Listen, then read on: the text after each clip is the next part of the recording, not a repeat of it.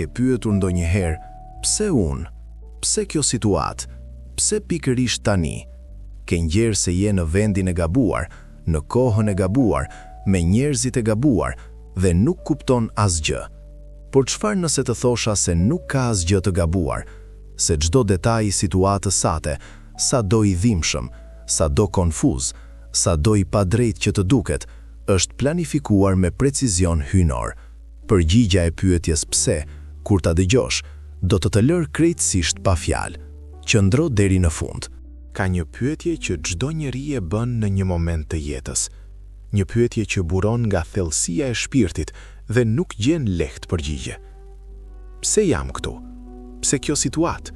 Pse pikërisht unë dhe pikërisht tani? Kjo pyetje nuk është shenjë dobësie, është shenjë se ke një zemër që kërkon kuptim të thellë, që nuk pranon të jetojë rastësisht, që dëshiron të kuptojë vizionin e madh pas çdo detaji të vogël të jetës. Nëse sot ndihesh në një situatë që nuk e ke zgjedhur, që nuk e ke planifikuar, që nuk e kupton, dije se nuk je i vetëm. Dije se pyetja jote nuk ka rënë në zbrazëti. Dhe dije se sot, për herë të parë ndoshta, do të marrësh një përgjigje që do të ndryshojë mënyrën se si sheh gjithçka. Jo një përgjigje filozofike, jo një shpjegim teorik, por një të vërtet të thellë dhe personale nga Zoti, ai që të ka vendosur në këtë situatë me qëllim, me dashuri dhe me precizion të përsosur. Arsyeja e parë pse Zoti të ka vendosur në këtë situatë është kjo. Ti je instrumenti i Tij. Zoti ka nevojë për ty, pikërisht ty, me historinë tënde, me dhimbjen tënde, me përvojën tënde, në këtë situatë specifike, për të bërë diçka që askush tjetër nuk mund ta bëjë. Mendoje Mojsiun, vendosur në oborin e faraonit, jo rastësisht, por me qëllim specifik. Vetëm dikush i rritur në pallatin mbretëror dhe njëkohësisht me zemrën e një hebreje, mund ta kryente misionin e çlirimit. Çdo detaj i situatës së tij, edhe ato që dukeshin si fatkeqësi, ishte përgatitja e saktë për misionin e tij. E njëjta që vlen për ty. Situata ku je tani, sado e vështirë, sado konfuze, sado e dhimbshme, të ka vendosur saktësisht aty ku Zoti ka nevojë për ty. Me aftësitë e tua unike, me perspektivën tënde unike, me zemrën tënde unike. Je instrumenti i zgjedhur hyjnor për diçka që vetëm ti mund ta bësh. Dhe situata jote aktuale është saktësisht pozicioni i duhur për ta filluar. Arsyeja e dytë pse Zoti të ka vendosur në këtë situatë është ndoshta ajo që të do të befasojë më shumë. Dikush tjetër ka nevojë desperatisht për historinë tënde. Jo historinë e suksesit tënd, jo historinë e momenteve të mira, por historinë e kësaj situate të vështirë që po kalon tani. Si e ke përjetuar, si ke luftuar, si ke qëndruar, si ke besuar edhe kur nuk doje. Dikush diku, ndoshta shumë afër teje, ndoshta në anën tjetër të botës, po kalon saktësisht të njëjtën situatë, me të njëjtat frika, me të njëjtat pyetje, me të njëjtin konfuzion. Dhe historia jote e kësaj situate, kur ta ndash në kohën e duhur, do të jetë drita që i tregon rrugën atij personi. Do të jetë dëshmia që i jep shpresë kur nuk ka më. Do të jetë prova e gjallë se mund të kaloj, sepse ti e ke kaluar. Zoti nuk të ka vendosur në këtë situatë vetëm për ty, por edhe për të gjithë ata, jeta e të cilëve do të preket nga historia jote. Vuajtja jote ka një audiencë të destinuar dhe impakti i saj do të jetë i përjetshëm. Arsyeja e tretë pse Zoti ka vendosur në këtë situatë është lëvizja. Ai po të zhvendos nga ku je drejt ku duhet të jesh.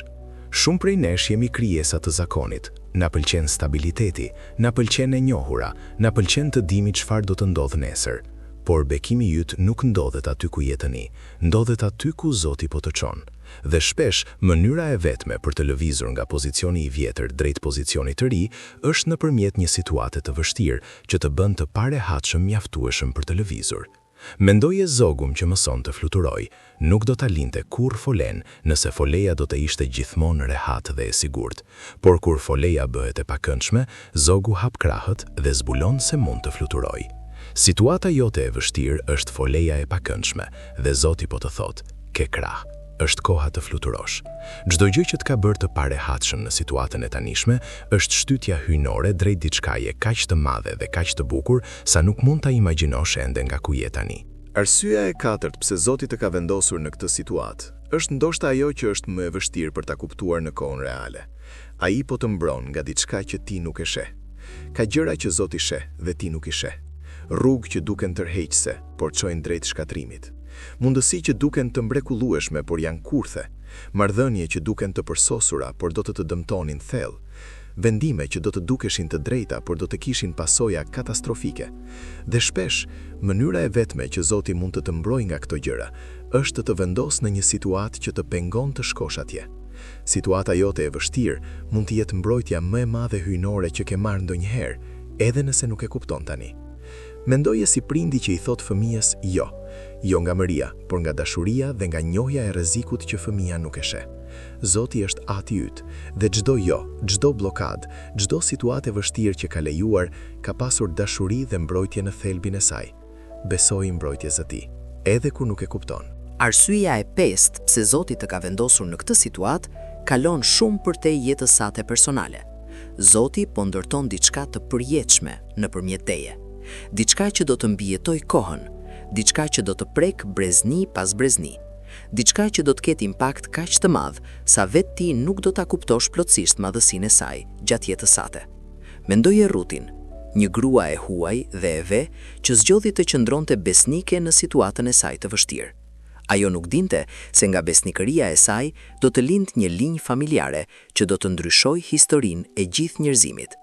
Çdo vendim i vogël i besnikërisë në situatën tënde të vështirë, çdo zgjedhje për të besuar edhe kur dhemb, çdo hap i bindjes edhe kur nuk kupton, po ndërton diçka kaq të madhe sa e gjithë vuajtja do të duket si çmim i vogël krahasuar me rezultatin. Situata jote nuk është vetëm rreth teje, është rreth gjithë shkaje që Zoti dëshiron të ndërtojë nëpërmjet jetës sate për preznit që vinë. Je një hallk thelbësore në një zinxhir hyjnor që shkon shumë përtej horizontit të kuptuarit tënd. Arsyeja e gjashtë pse Zoti të ka vendosur në këtë situatë është mësimi më i thellë dhe më i vlefshëm që mund të mësojë një shpirt njerëzor, besimi në errësirë. Besimi kur sheh është i lehtë. Besimi kur gjithçka shkon mirë nuk kërkon asgjë të veçantë. Por besimi kur nuk sheh, kur errësira është e plotë, kur heshtja e Zotit duket e padurueshme, kur çdo shenjë tregon drejt të kundërtës së asaj që ke pritur, ky besim është thesari më i çmuar i shpirtit njerëzor. Zoti lejon situatat e errta jo sepse dëshiron të shohë të vuash, por sepse dëshiron të shohë të besosh pa kushte. Të besosh jo sepse ke provë, por sepse ke njohur karakterin e tij. Të besosh jo sepse e kupton, por sepse ke vendosur t'i besosh edhe kur nuk kupton. Ky lloj besimi i zhvilluar pikërisht në errësirën e situatës tënde aktuale, është besimi që do të çojë drejt gjithçkaje që Zoti ka planifikuar. Errësira aktuale nuk është fundi i rrugës, është klasa e fundit para diplomimit të madh. Arsyeja e shtatë dhe finale pse Zoti të ka vendosur në këtë situatë është arsyeja që i përfshin dhe i kalon të gjitha të tjerat. Lavdia e Zotit po përgatitet të shfaqet nëpërmjet jetës sate, jo nëpërmjet jetës së dikujt tjetër. Jo nëpërmjet situatës së dikujt tjetër, por nëpërmjet situatës sate specifike, kësaj situate të vështirë, konfuze dhe të dhimbshme. Zoti po përgatit një shfaqje të lavdisë së tij që do të lërë pa fjalë çdo njeri që do ta shohë. Mendja Lazarit, i vdekur prej 4 ditësh, situata plotësisht e pamundur sipas çdo standardi njerëzor. Por Jezusi i tha qartë, kjo sëmundje nuk është për vdekje, por për lavdinë e Zotit. Dhe kur Lazari doli nga varri, lavdia e Zotit u shfaq në mënyrën më të papritur dhe më të mrekullueshme. Situata jote aktuale, sa do e pamundur që të duket, është skene përgatitur për shfaqjen e lavdisë së Zotit. Çdo gjë që ke kaluar, çdo lot që ke derdhur, çdo natë e gjatë e pritjes, është ndërtimi i skenës për momentin kur Zoti do të thotë, Lazar dil, dhe gjithçka do të ndryshojë papritur, plotësisht dhe përgjithmonë.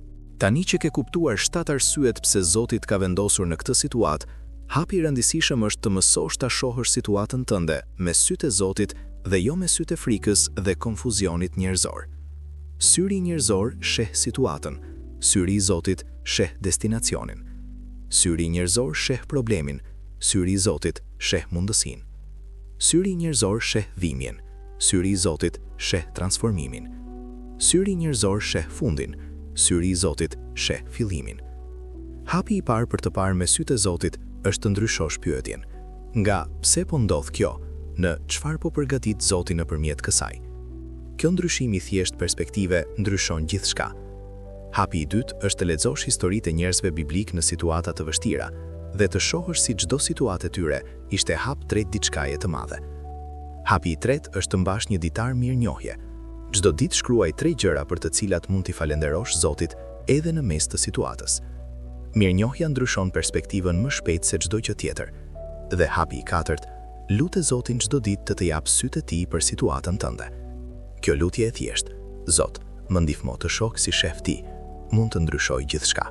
Kemi zbuluar së bashku 7 arsyet e fuqishme pse Zoti të ka vendosur në këtë situatë. Dhe shpresoj që tani situata jote nuk duket njësoj. Nuk është rastësi, nuk është fatkeqësi, nuk është dënim. Është plan hyjnor i zbatuar me precizion të përsosur dhe dashuri të pafundme nga Zoti që të njeh plotësisht dhe të do pa kushte. Ti je instrumenti i tij i zgjedhur, vendosur saktësisht aty ku ke nevojë të jesh. Historia jote ka nevojë të ndahet, dikush diku po pret ta dëgjoj. Zoti po të zhvendos drejt bekimit tënd. Çdo shqetësim është shtytje hyjnore. Po të mbron nga gjëra që nuk i sheh. Çdo blokadë është mbrojtje e maskuar. Po ndërton diçka të përjetshme nëpërmjet teje. Çdo vendim besnikërie ka impakt të përjetshëm. Po të mëson besimin e errësirë, thesarin më të çmuar të shpirtit, dhe po përgatit lavdinë e tij të shfaqet nëpërmjet situatës sate, skenën e mrekullisë tënde. Sot dua të lë me një lutje të thjeshtë por jetë ndryshuese. Thuaj Zotit: O Zot, nuk e kuptoj gjithçka, por sot zgjedh të besoj se ke një plan të përsosur për mua.